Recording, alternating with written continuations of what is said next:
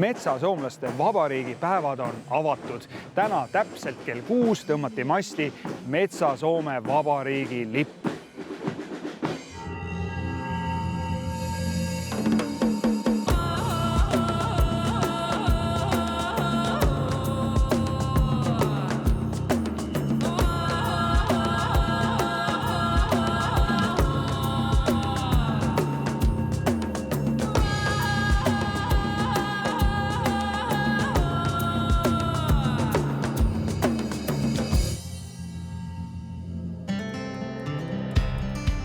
Tervist! Meie hõimlaste rännak Skandinaavias jätkub ja võtab nüüd uue suuna. Eelmisel nädalal tegime veel viimased peatused Karjalaste juures. Tuntud kirjanik Miga Keränen näitas meile oma vanavanemate koduküla. Meie siin Karjalas kallistame ja me armastame kallistada kõiki lähedasi. Aga see kõlab nagu kuidagi mitte üldse Skandinaavia päraselt ja soome-ugri päraselt, et meil on nii lähedane suhe. Tutvusime kohaliku rauakaevanduse ja militaarajalooga ning saime osa põhjanaabrite jaanipeost. Mahtava peräsin ja puupead purjed ja minulle hän merkin antaa voi. Tänases saates sõidame aga Rootsi ja Norrasse, kus meid ootab ees pikem külaskäik metsasoomlaste juurde. Küsimusi on mõistagi palju. Kes on see rahvas, kui palju neid on ja miks neid just niimoodi kutsutakse? Ka siin Eestis ju metsasoomlaste teemat väga käsitletud ei ole. Võib-olla geograafina näiteks Ott Kurrus. Et kogu asi ära rääkida, saamegi esmalt tuttavaks metsasoomlaste ajalooga. Samuti külastame Svullrüas metsasoomlaste vabariiki ehk selle rahva aasta kõige olulisemat sündmust. Everything's under control. It's full control here. You see I'm armed, so nobody mess up. Suur kruiisilaev on sisenemas Stockholmi. Siit saab alguse meie järjekordne reis meie hõimlaste radadel. Seekord püüame metsasoomlaste jälgi tabada. Aga ometigi oleme me mitte Soomes ega Liivimaal, vaid taaskord Rootsis ja Norras. Miks me peame oma hõimlasi siit otsima? Aga sellepärast me tuleme siia Rootsi ja ka hiljem Norrasse, et siia rändasid 16.–17. sajandil välja metsasoomlased. Ja nad tulid Savo ja Karjala alalt. Nagu kaardilt näha, on maa-ala, kus metsasoomlased aastasadu elanud, üsna suur. Lihtsustatult öeldes algab see Rootsis enam-vähem Faluni kandist ning kulgeb sealt lääne poole kuni Norra piirini. Ning Norras on metsasoomlased elanud põhiliselt Lillehammeri ja riigi idapiiri vahel. Et metsasoomlaste ajaloost täit ülevaadet saada, tuleb aga esmalt seada sammud Uppsalasse.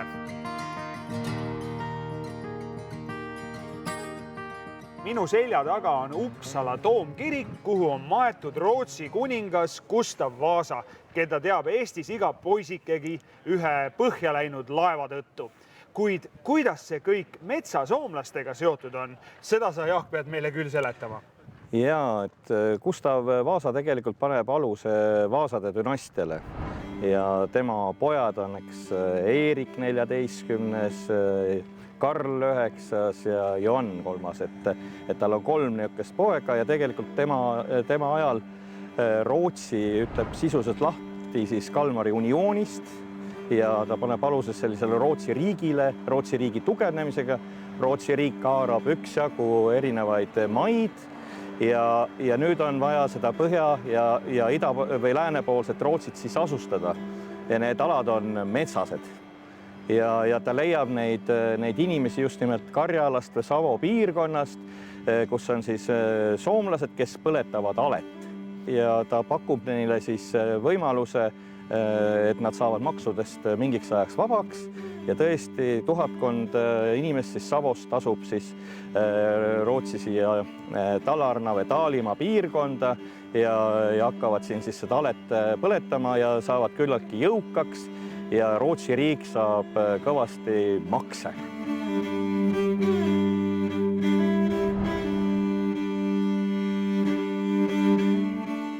Nüüd me oleme siis Gustav Vasa haua juures ja ma juhiksin tähelepanu mõningatele detailidele, näiteks siin tema haud on nagu ümbritsetud erinevate vappidega, need on erinevad piirkonna vapid, mida siis Gustav Vasa valitses ja siin te näete siis on Taalimaa ehk Talarna siis vapp, et see ongi just see ala, kus siis metsasoomlased elama asusid ja siin kohe kõrval näete on Karjala vapp, et see Karjala piirkonnast just need savolased ja karjalased siia aladele siis tulidki.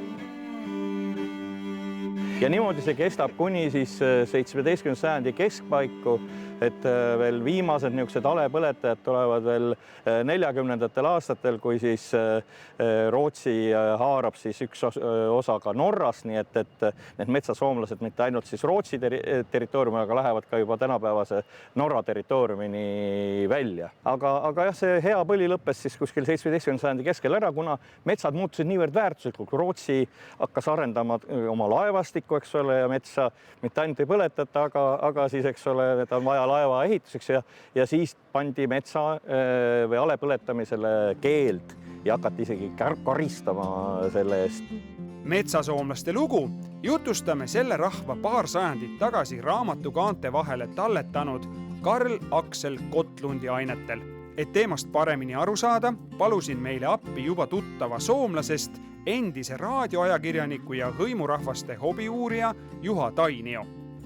Meie hõimlaste vaatajale eelmisest hooajast tuttava mehe, kes on oma kunagiste tööülesannete tõttu metsasoomlaste aladelt palju rännanud ja metsasoomlasi kaua uurinud. Aga kuidas Gotlund on seotud metsasoomlastega, kes siis on meie seekordse reisi sellised fookus all olevad isikud? Hän oppisi tässä ylikoolis, oli kuullut metsäsuomalaisista, tahto uurita ja läks vaatamaan, kus nämä elävät. No sellest kõigest on möödas mitusada aastat, aga tema esimene rännak oli umbes täpselt samal aasta ajal. Ta tegi seda ka, kui ma ei eksi, juulikuus aastal 1817. Kas see on õige? Se on oikein, se on oikkus. Siitä on yli 200 aasta takas. Aga kas see tähendab siis, et kõik need metsad siin on soomlasi täis? No muitukin on. Gottlund kirjoittaa sen päiväkirjassa, että suomalaisilla on määrättömän suuret metsät elettävänä. Ruotsalaiset asuu jokilaaksossa ahtaasta kuin sillit suolassa. Uppsalast edasi liigume 300 kilomeetrit põhjasuunas, kus natuke rohkem kui 200 aastat tagasi toimus üks märgiline sündmus, tänu millele metsasoomlaste kunagine käekäik üldse ajalukku talletati. Aga seda, et ükski algus pole kerge, ilmestab hästi ka Gottlundi uurimisretk, kus ta pikka aega tegi tööd tulemusteta, sest keerulise ajalooga kohalikud ei tahtnud lihtsalt tunnistada, kes nad tegelikult on. Jää murdus alles siis, kui Gottlund võttis kasutusele Savo murde. Gottlund kiersi pitkän ringin Örebron, Kumlan, Falunin kautta, mutta me aloitetaan tämä Gottlundin jäljellä vaeltaminen täältä paikasta, missä hän ensimmäisen kerran silmästä silmään kuuli, näki suomalaiset.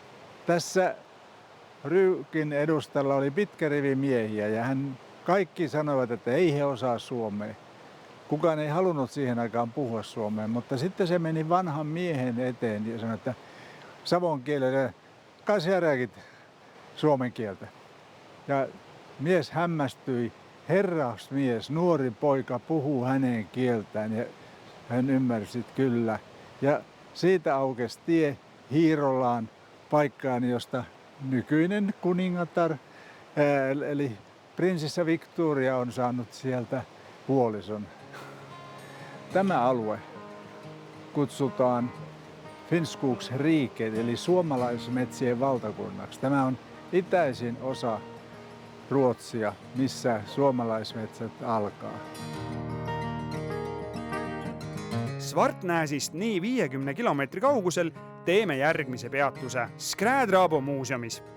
See 1986. aastal rajatud metsasoomlaste muuseum kolis siinsesse majja 1998. aastal. Meid võtab vastu muuseumi peremees Mats Ösberg. Mats, sina oled selle muuseumi hing ja südametunnistus, aga ütle, miks see muuseum omal ajal loodud sai? Det var en antropolog som hette Finn Ridderland som har skrivit någon bok i det här ämnet och som 1983 hade idé om ett sånt här museum i Åmot i Ockelbo kommun i Gästrikland. Men kommunen nappade inte på det i Ockelbo. Sen träffade jag honom 1984 och visste inte om det där. För att jag skrev lite om Finnskogen och tog kontakt med honom som remissinstans.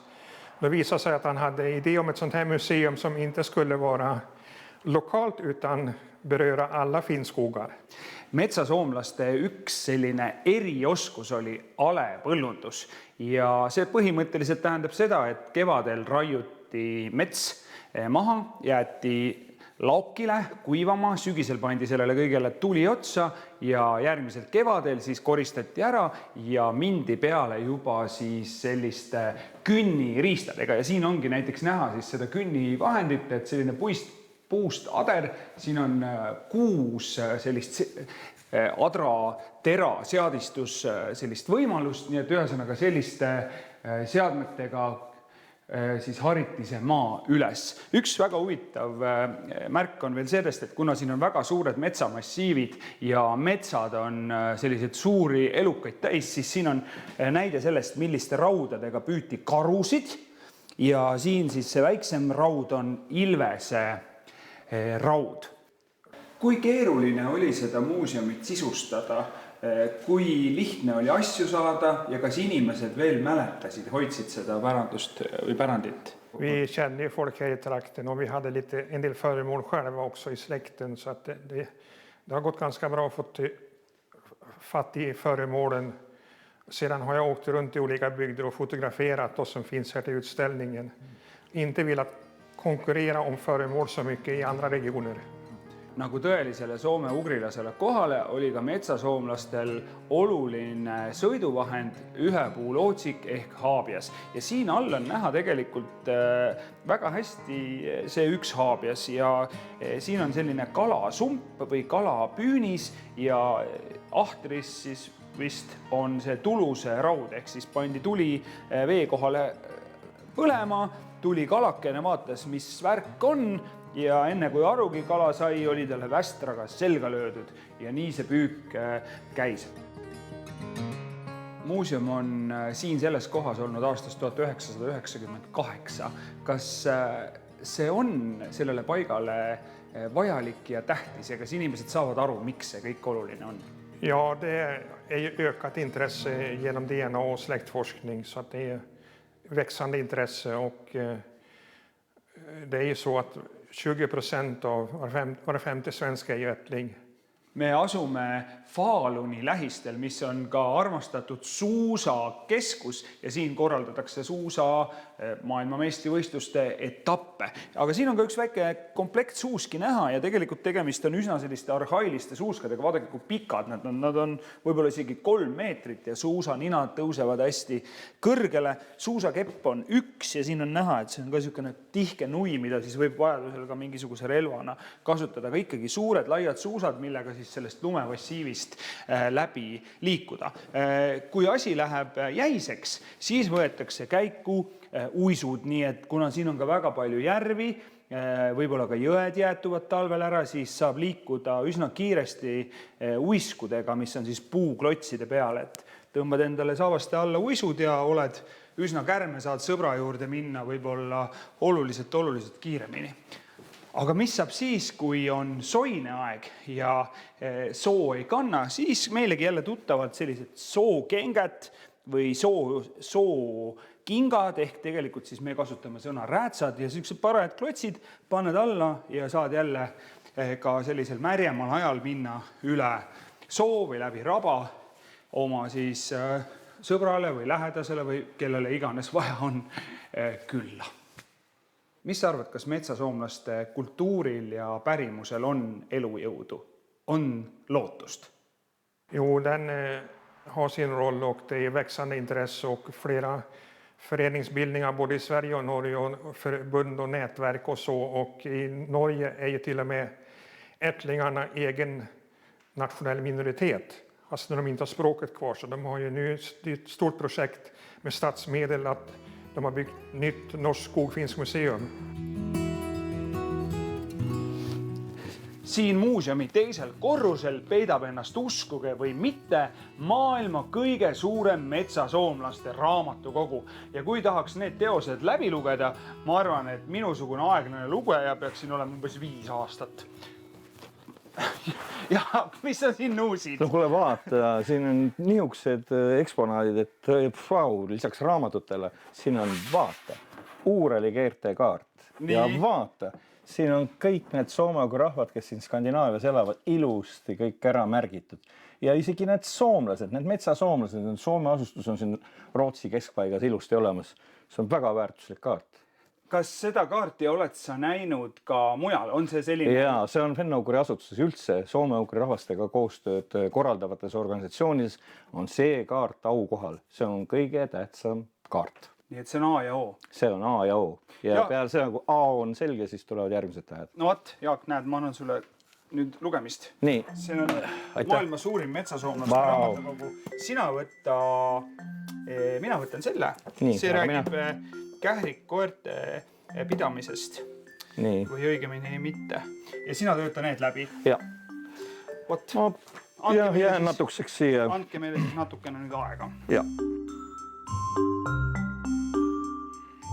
No siin on tõesti väga huvitavad igasugused, kuidas need metsasoomlased tulevad siia 16. sajandil, 17. sajandil, millega nad tegelevad, igasugust informatsiooni kultuuritegelastest, majandamisest, ikka väga väärtuslikud raamatud. Jaak, ma tahan sult ühte asja küsida, et minu jaoks metsasoomlaste mõiste on üldse väga uus.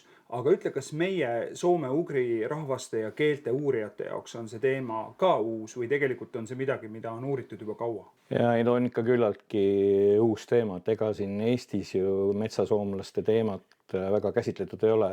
Võib-olla geograafina näiteks Ott Kurs, aga keeleteadlastest Lauri Kettunen, kes on tegelikult seotud ju Tartu Ülikoolis eesti keele kateedri rajamisega, et ka Lauri Kettunen on mingil määral tegelenud, aga metsasoomlaste tõesti suhteliselt uurimata teema. Seda enam tuleb need raamatud meil nüüd läbi töötada. Kindlasti. Metsasoomlastele tasub külla minna südasuvel, sest juuli teisel nädalavahetusel peavad nad ühes väikeses Norra külas Svullryas metsasoomlaste vabariiki. Vabariigi tähistamisega seonduv annab hea ülevaate selle rahva praegusest käekäigust. Teekond Svullryasse on omajagu pikk ning viib jätkuvalt läbi tohutu metsamassiivi. Siin sõites võib tõepoolest saada aimu, mis ootas 400 aastat tagasi siia kodud rajanud rahvaste ees. Aga üllatavat avastamist leiab ka neilt kitsastelt teedelt ja seda nii metsasoomlaste kui ka eestlastega seoses. Eestlased teavad hästi küllap Paul Aristet, kuid siin tegutses tema õpetaja Lauri Kettunen. Jah, et tõepoolest siin on Lauri Kettuneni siis mälestuskivi ja ta käis siin kogunisti 8 korda. Et mulle mõnes mõttes täiesti nagu üllatus, et ma nagu olen seda Lauri Kettuneni rohkem nagu sidunud Eestiga, aga ta jõudis ka tõepoolest siis siia ja kogunisti 8 korral.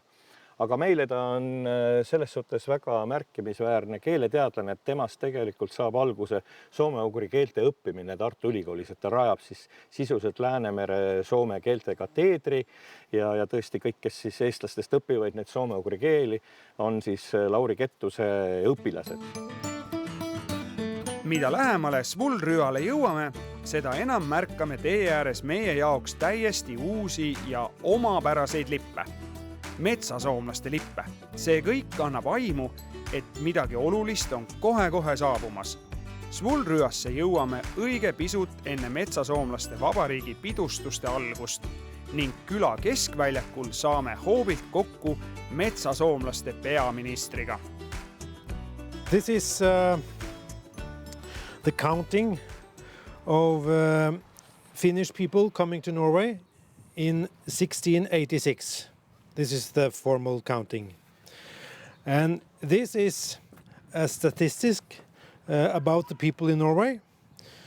In 1750, it was about 500,000 people. Now we are 5 million people. And if you take the same red curve about the people coming from Finland, 1250, and the same curve, it's about 500,000 people in Norway that are related to Forest Finns. Oh, that's quite a lot of people. Yeah, it is. I hope It is. everybody will come here today. It's a very big political party. So this is quite interesting. This is not, I would say, this is not scientist facts, etc. This is just a kind of a funny way to describe it, but it's more or less correct. How is the situation in the Republic? Everything is under control. I think so. It's a few hours left to the opening, but it's very nice weather. It's a nice summer day, and public are home for a holiday here at Finnskogen, so it looked nice.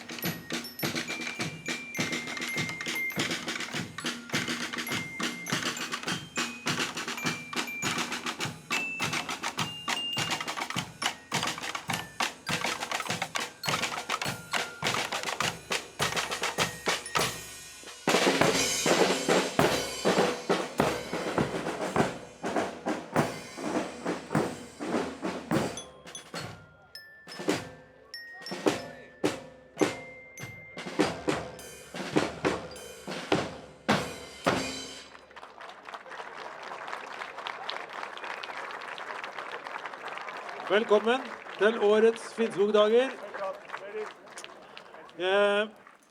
Velkommen til alle gjester, alle tilreisende, huldra, publikum. Spesielt velkommen til en estisk TV-kanal som er her og filmer oss i år. Nå er det sånn at det har vært en estisk spion på Finnskogdagene for noen år siden, som synes at ideen med Republikken Finnskogen var bra, så de har kopiert dette til et kongedømme i Estland. Så det synes vi skal ha en applaus for.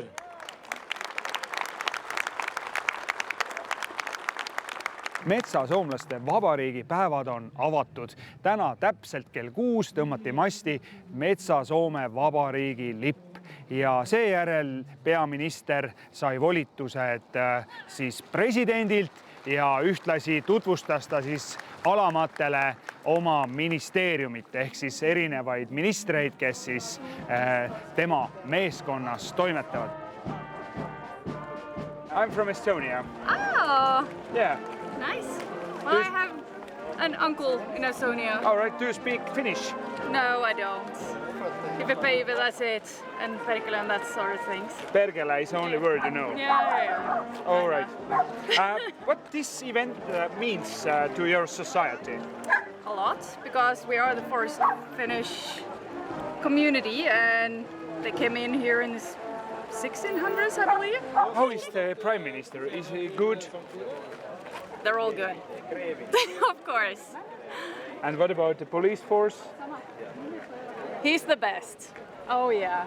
He's strict, but fair. Everything's under control. It's full control here. You see, I'm armed, so nobody mess up. What is your role here? You basically, is it more ceremonial or actually do you have to organize the traffic or watch the people? Yeah, organize the traffic when you come to stop, and some small things. But most of all, it's show. But like 2 years ago, I stopped the regular police there because they didn't have the passport with them. Oh, right. So when I'm the chief of police, I'm the chief of police. How it started? Where is the route? Well, it started actually 54 years ago, and it was a lot of small societies in Norway have these days, what they call days, and have a happy weekend, etc. And the creative guys here said that we want something different.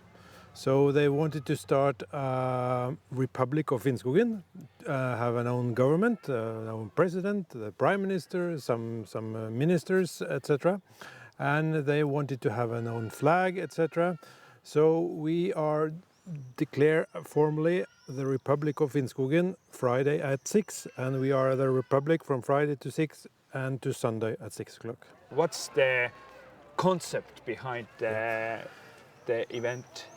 I would say it is a combined event. It's a happy event, a fun event, because the Republic of Finnskogen is with a kind of a smile on the face, and we do as much as we can to encourage people to be happy. However, at the other side, we have a story behind us with the Forest Finns. So it's very important for our culture and our tradition and our legacy to also raise the awareness about Forest Finns, their story, the amazing travel distance from Finland to here, etc., etc. So it's a kind of a combined event where we have Forest Finns, history, legacy, etc. And then we have the humor, we have the Republic, we have the fun part, we have concerts, etc. So it's a combined event. Let's talk a little bit about your state. You are the Prime Minister, but is there some sort of president or king or overlord? Yeah. When they started, we had a president. She was a local writer called Åsta Holt. She died in 1996. And the government in 1996 asked the Finnish ambassador in Norway to attend as a replacement for our local president. And he at that time confirmed yes. So from 1997 we have the Finnish ambassador in Norway as our president for the weekend. And I'm underneath the president, and I'm the prime minister, and we have a first lady, of course, and we have a finance minister, we have a culture minister, we have a youth minister, we have a growing up minister, and we have a working minister. Et metsasoomlaste vabariik kestab 3 päeva, ei mahu mõistagi kõik selle olulisemad sündmused ühte saatesse. Järgmisel nädalal jätkame pidustuste kaudu metsasoomlaste tundmaõppimist ning teeme selle kõrval ka mõned põiked oluliste muuseumide ja mälestusmärkide juurde. Ühtlasi räägime ka lähemalt sellest, miks on metsasoomlastel 2 lippu. Kohtume jälle nädala pärast. Seniks kõike paremat!